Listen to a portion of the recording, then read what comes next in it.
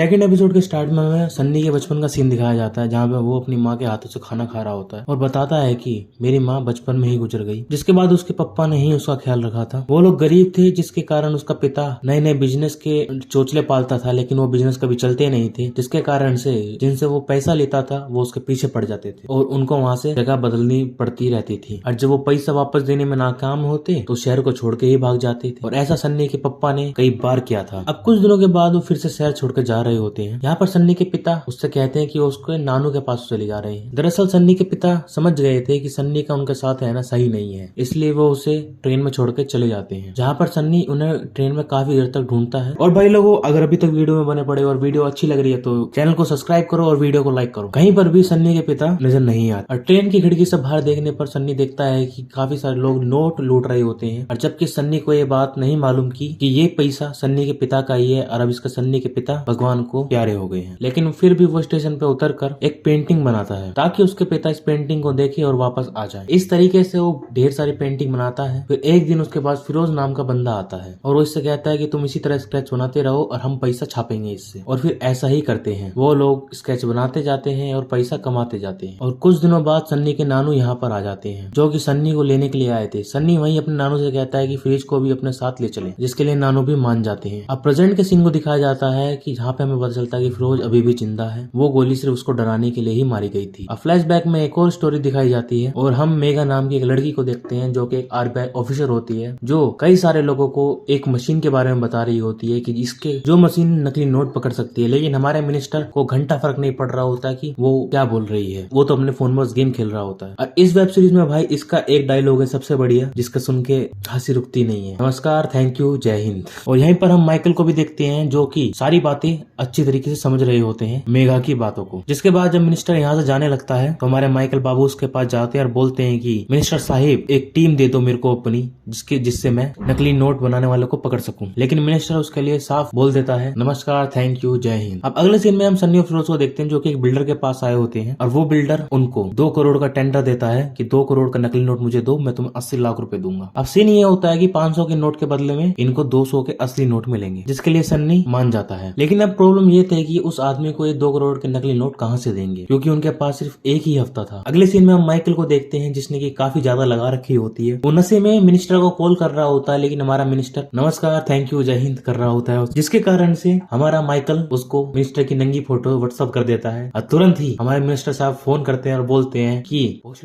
ये क्या रखा है। तो हमारा माइकल बाबू से बोलता है, सर मुझको एक टीम दे दो प्लीज। लेकिन हमारा मिनिस्टर बोलता है, तू मुझे ब्लैकमेल कर, कुछ भी कर, मैं तेरे को कुछ नहीं दूंगा। वहाँ पे उनके बीच थोड़ी बहुत ज्यादा गाली गलौज होती है। और हाँ भाई, जो भी इस वेब सीरीज को देखना चाहता है प्लीज हेडफोन जरूर यूज करे, बहुत गालियां हैं। आगे हम सन्नी को क्रांति पत्रिका के फैक्ट्री में देखते हैं और यहीं पर सन्नी के मुंह बोले चाचू मौजूद होते हैं। यहाँ पे सन्नी उन्हें कहता है कि अगर उन्हें ढेर सारा अखबार छापना हो तो उसमें कितना दिन लगेगा। तो चाचू सन्नी की बात को समझ जाते हैं, आखिर वो किस न्यूज की बात कर रहा है, क्योंकि ड्रॉअर में एक नकली नोट का स्केच रखा होता है, जिसके देख चाचू समझ गए थे कि सन्नी नकली नोट बनाना चाहता है। जिसपे कि सन्नी उन्हें कहता है कि हमारे पास और कोई रास्ता नहीं है, इसलिए उन्हें ये रास्ता अपनाना पड़ेगा। यहाँ पे सन्नी अपना नकली नोट चाचू को दिखाता है और उन्हें बताता है कि ये एकदम असली है। इसलिए इसे चेक करने के लिए वो एक होटल में पहुंच जाते हैं, जहाँ पे अपना खाना पीना खाते हैं। और सन्नी उसी नकली 500 के नोट से पेमेंट करता है, जिसको कि उसका शॉप का ओनर पकड़ नहीं पाता है, जिसको देखकर हमारे चाचू भी उनकी गैल हो जाते हैं। अब चाचू सन्नी से कहते हैं कि हमें ढेर सारे नोट बनाने के लिए भी असली नोट चाहिए होंगे, हमारे पास पेपर वेपर कुछ भी नहीं है। तब सन्नी और फिरोज उसी आदमी के पास जाते हैं, जिसके यहाँ पे उनकी उधारी चल रही होती है, और वो बोलते हैं कि हमें थोड़ा पैसा दे दो, हम 2 महीने में तुम्हारा चुका देंगे। अब उन्हें 2 महीने तो नहीं मिलते, उन्हें 1 महीना ही मिलता है, और वहाँ से पैसे लेके चले जाते हैं। अब अगले सीन में हम मेघा को देखते हैं, जो अपने ऑफिस में थी, जहाँ पे वो 2000 के नकली नोट को देख रही होती है, और उसे काठमांडू वाले मिशन के बारे में पता चलता है कि क्राइम ब्रांच के लोगों ने यहाँ से 2000 के नकली नोट बरामद किए थे, और इस मिशन का हेड हमारा माइकल चाचा थे, और इसलिए हमारी मेघा माइकल चाचा को सर्च करना शुरू कर देती है। अब अगले दिन माइकल फिर से मिनिस्टर के पास जाता है और कहता है उसे अपनी टीम चाहिए। अरे बहुत बड़े वाला ड्रामेबाज आदमी है ये। मुझसे मिनिस्टर से बोलता है, सर शायद गलती से बैक कॉल हो गई होगी, पिछवाड़े से गलती से कॉल होगी। भाई मिनिस्टर बोलता है कि पिछवाड़े से ही व्हाट्सएप भी किया था क्या। मिनिस्टर उससे कहता है कि तुम मुझे कितने भी ब्लैकमेल करने की कोशिश करो, मैं तुम्हें तुम्हारी टीम नहीं दूंगा। अब सीन कट होता है, फिरोज हमारा पेपर वाली फैक्ट्री में कॉल करता है कि उसको 45 mm का पेज चाहिए, लेकिन वो एजेंसी गवर्नमेंट थी, इसलिए वो देने से पहले उनसे काफी सारे प्रूफ मांगते हैं, जो कि वो लोग नहीं दे सकते। अगर दे दिए तो जेल जेल में जाएंगे, लेकिन उन्हें वो पेपर का बंडल किसी भी हालत में चाहिए होता है। इसलिए वो अपने एक दोस्त अनीस से मदद मांगते हैं, क्योंकि ये लोग अब फैक्ट्री लूटने वाले हैं। और अनीस हमारा पूरी गैंग लेके आ जाता है, जिसके कारण ये बोलते हैं उन्हें सिर्फ 2 से 3 ही लोंडे चाहिए इस काम के लिए, ना कि पूरे की पूरी बारात। इसलिए यहाँ पे अनीस के साथ जितने भी लोग आए हुए होते हैं उन सबको भगा देता है। अब ये लोग सामने वाली फैक्ट्री के ऊपर नजर रखना शुरू कर देते हैं, जहाँ पे वो वॉचमैन पे नजर रखे होते हैं, क्योंकि आज इंडिया क्रिकेट मैच था तो सारे वॉचमैन एरिया के क्रिकेट मैच देख रहे होते हैं। तब अनीस अपने सारे लोगों को बुलाकर हमारे वॉचमैन को बंदी बना लेता है, और वहाँ पे जो भाई डायलॉग बाजी होती है ना, वो आप लोगों को देखनी चाहिए। अब हमारा सन्नी उस पेपर को ढूंढना शुरू कर देता है जिससे कि नोट बनना होता है। वो वहाँ से उसी पेपर को नहीं बल्कि बहुत सारे पेपरों को चुराते हैं, जिससे कि चोरी जायज लगे ना कि नाजायज। और फिर वो अपनी क्रांति पत्रिका की फैक्ट्री में आके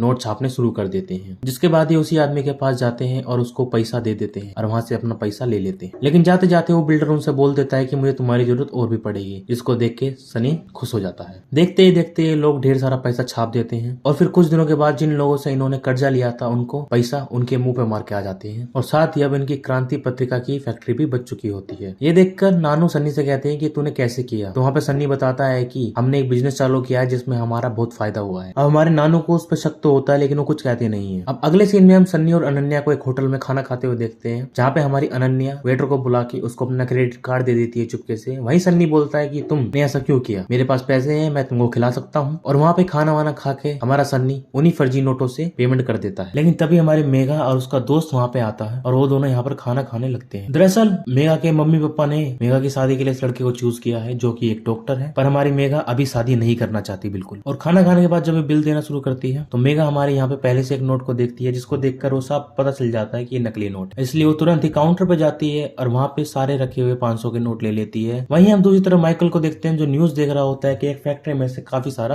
पेपर चोरी हो चुका है। और जब वो न्यूज देख ही रहा होता है तभी उसके पास हमारे नमस्कार, थैंक यू, जय हिंद का फोन आता है। अब मिनिस्टर उससे कहता है कि उसको उसकी टीम मिल जाएगी, लेकिन उसके लिए तुम्हें मेरा एक छोटा सा काम करना पड़ेगा, और जिसके लिए हमारा माइकल मान जाता है। दरअसल वो काम क्या था ये तो बताया नहीं गया। अब सन्नी ने लोन के पैसे भी चुका दिए थे, सब कुछ कर दिए थे। तभी वहाँ पे चाचू बोलते हैं कि हमें ये फैक्ट्री को बेच देना चाहिए और कुछ नया चालू करना चाहिए। वही हमारे सन्नी बोलते हैं अभी अपन लोगों ने दूसरों के लिए काम किया है, खुद के लिए नहीं। और यही होता है एपिसोड खत्म। जिसको ये एपिसोड पसंद आया हो वो वीडियो को लाइक करो, चैनल को सब्सक्राइब करो और कमेंट करो कि आपको ये एपिसोड क्यों पसंद आया है। और मैं मिलता हूँ आपको अगली वीडियो में।